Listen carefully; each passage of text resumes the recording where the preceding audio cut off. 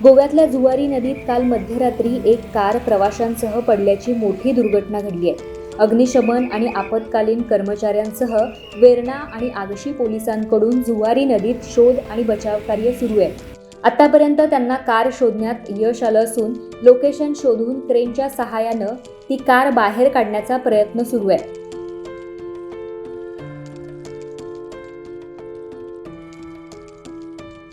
पाण्यात कॅमेऱ्याच्या सहाय्यानं वाहनाचा शोध घेण्यात आलाय, अशी माहिती घटनास्थळी उपस्थित असलेल्या पोलीस आणि नौदलाच्या अधिकाऱ्यांनी दिली आहे।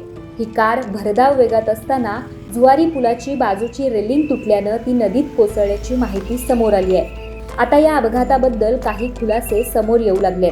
घटनेपूर्वी अपघातग्रस्त वाहनाच्या पुढे असलेल्या एका टॅक्सी चालकानं त्याच्या वाहनाच्या साईड आरशामध्ये मागावून येणारं हे वाहन पाहिलं होतं। त्याने दिलेल्या माहितीनुसार हे वाहन भरधाव वेगात होतं आणि या वाहनानं एका टॅक्सीला ओव्हरटेक करण्याचा प्रयत्न केला असता उजव्या बाजूला असलेल्या पुलाच्या कठड्याला या वाहनानं धडक दिली। या धडकेनं पुलाचा कठडा मोडून हे वाहन नदीत पडलंय। या वाहनात किती जण होते याचा अंदाज लागला नाही।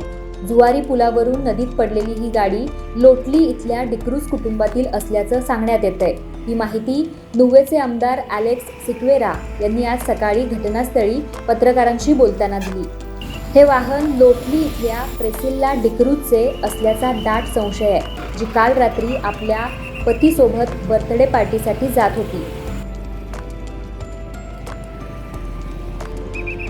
घटनास्थळी पोलीस आणि नौदलाच्या अधिकाऱ्यांचं बचाव कार्य सुरू आहे। आणखीन ताज्या अपडेट आणि बातम्यांसाठी पाहत रहा गोमंतक डिजिटल।